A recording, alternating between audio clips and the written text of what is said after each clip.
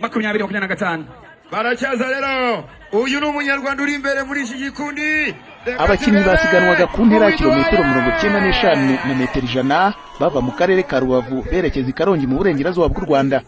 Bahagurutse mu mujyi wa Rubavu isaa 5 zuzuye. Abambere barimo n'uyu Mufaransa Delibov bagera hasorejwe isiganwa i Karongi isaa 7 hafi n'igice. Kuri iyi ntera Joris Delibov yakoresheje amasaha 2 iminota 27 n'amasegonda 20. Yarushije Brady Gilmore wa Israel Premier Tech amasegonda 3.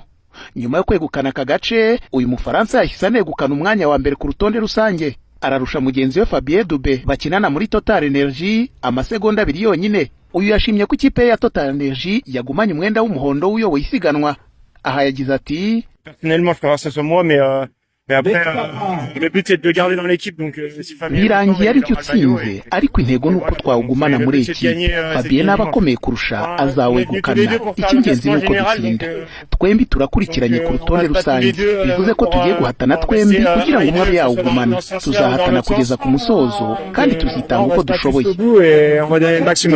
Mu duce tune tumaze gukinwa kuri ubu nta na kamwe karegukanwa n'umunyarwanda. Nta nuraza muri batatu ba mbere uretse ibihembo bigenda bitangwa hagati mu isiganwa. Nko mu gace kakinwe none umunyarwanda Widuhaye Mike niwe wegukanye igihembo cy'uwayoboye isiganwa igihe kirekire. Gusa Masengesho Venker wa Team Rwanda uzi imbere mu banyarwanda akavuga ko hakiri icyizere.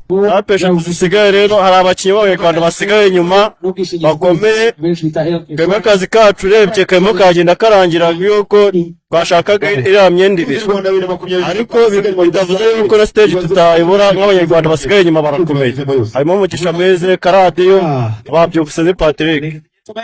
Bakomeye rero ntabwo twacika intege kandi tuzanabafasha. Ku bafana b'uyu mukino w'amagare ahi Karongi ibyishimo biracagase.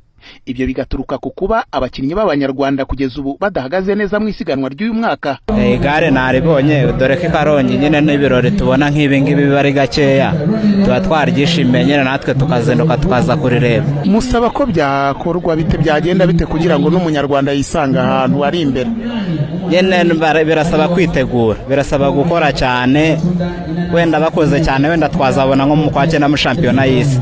Barakora mu minota ya mbere bakayobora ibirometero 80 bya mbere, 15 bya mbere, bya nyuma imbaraga zigashira. Icyo twabasaba nuko n'igihe hatari amarushanwa araho hafi bajya babana abakinnyi bakaba bari hafi bagakora imyitozo bagakorera hamwe kandi bagakomeza kuba hano magara afite imbaraga atuma bayamenyera bakihuta kandi nanone bakamenya bagakunda gukorera hamwe. Bakomeje kumenyerana bakajya babaha imyitozo ihagije. Abanyarwanda batwara Tour du Rwanda. Tour du Rwanda irakomeza kuri wa gatanu hakinwa gace ka gatanu aho abasiganwa bahaguruka Rusizi mu mujyi wa Kamembe berekeza Huye mu mujyi wa Butare mu majyepfo y'u Rwanda, ari naho baza gusoreza aka gace ka gatanu.